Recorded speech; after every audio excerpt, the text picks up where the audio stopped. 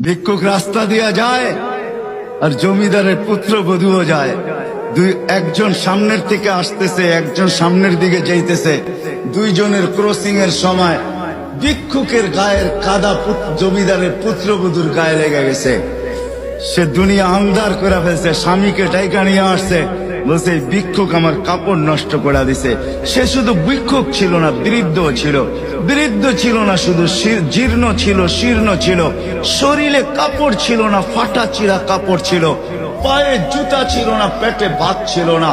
জমিদারের পুত্র সইতে পারে নাই, যৌবনী শক্তি সয় তো সয় কি কইরা। তার স্ত্রীর গায়ে ভিক্ষুকের কাদা, বস সমগ্র শক্তিকে হাতে জমা করা, একত্র করা বৃদ্ধের গালে বসায়। বৃদ্ধ কিচ্ছু বলে নাই, শুধু উপরের দিকে তাকায় দুই তিনটা শব্দ উচ্চারণ করছেন। শব্দগুলা হলো ইয়া মাল্লাহ তারা হলো ওয়ুন, ও আল্লাহ তোকে চোখে দেখা যায় না। ও তারা কুল্লা শাই, তুই সব দেখিস। ফারা তারা মা বি, তুই কি দেখিস না আমার সাথে কি ঘটতেছে, এটা কি দেখিস না? বলতে দেরি যুবক, মরতে দেরি হয় না। জমিদার চলে আসছে, প্রতিশোধ নিবে। বৃদ্ধের একদিকে মুস্কি হাসি, একদিকে বলতেছে প্রেমের খেলা এমনই হয়।